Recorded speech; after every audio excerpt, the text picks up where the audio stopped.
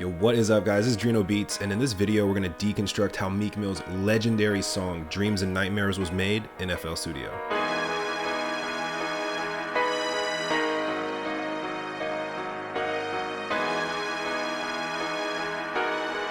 So this track came out in October of 2012 and was produced by the Beat Bully, aka Young Tone, aka Anthony Tucker.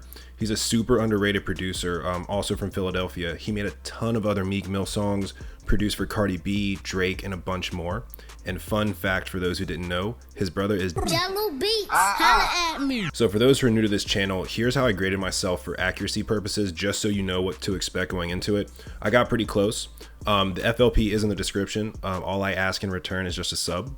Trying to grow the channel and really appreciate it. All right, so here's the intro to the beat.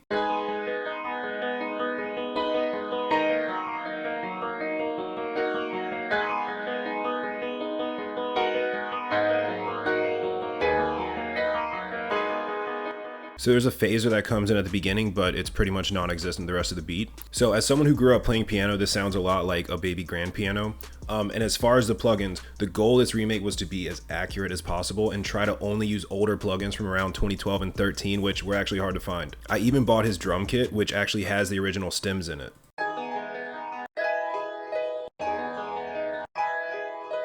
Okay, so for the mid notes, we are using the Keyzone Classic plugin, the Yamaha Grand Piano preset, and here are the notes.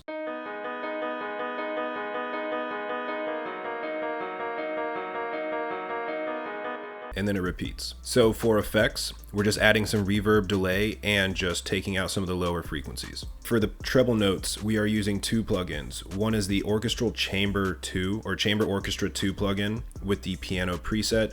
And then we're also using Nexus Piano and a Grand Piano preset with the attack just slightly adjusted to make the notes a little softer. So here are the notes for that.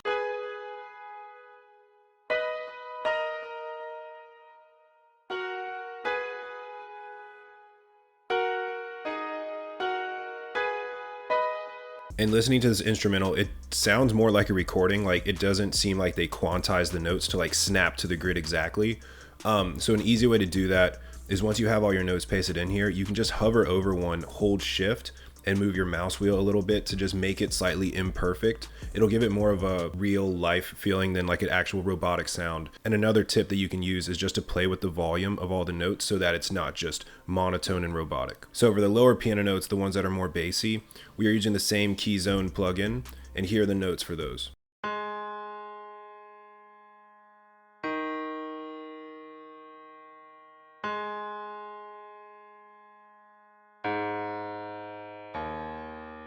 So this repeats itself twice, but then at bar 17, we have a few more instruments coming in here. Here's what all that sounds like together.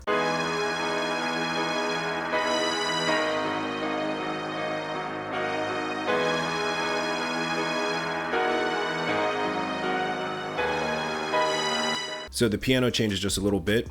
Instead of the individual notes, we now have this coming in, and it's the same Yamaha Grand Piano preset with the same effects. But here's what those notes sound like.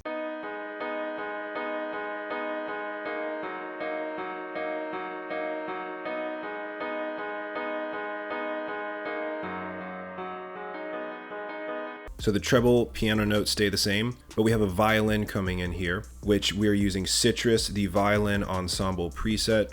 Pretty sure this was around 2012. Here are the notes for that.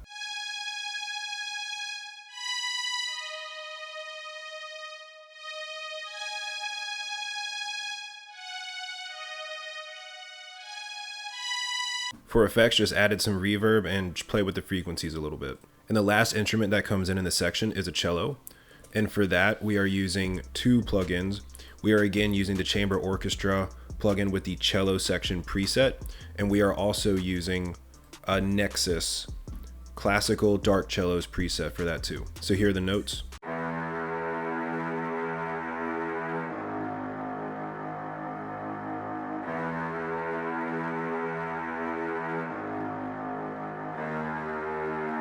And together, those two cellos sound like this.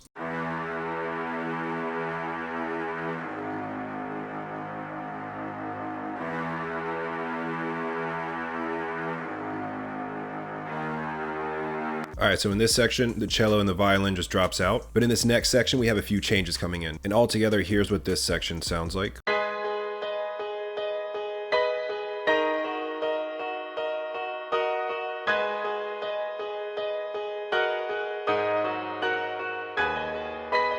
For the mid notes, it used to sound like this, where it was a lower octave. In this section, you just boost it up an octave by hitting Control up arrow. Same notes, just up an octave. And lastly, we have another piano coming in with really high keys. For this, we are using the Nexus Grand Piano Soft plugin, but here are the notes for that.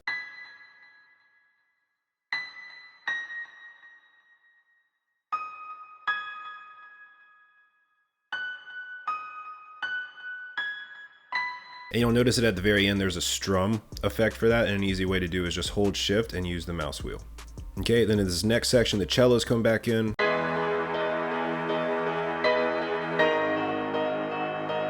In this next section, cellos stay, but we're going back to the individual keys.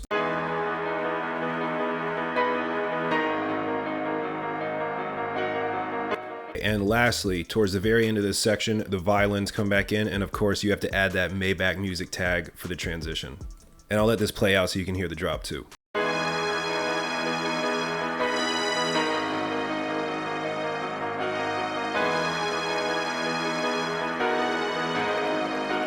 The Maybach music.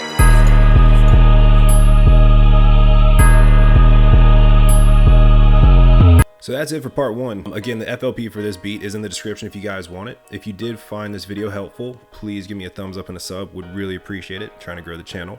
And I guess I'll catch you guys in the next video.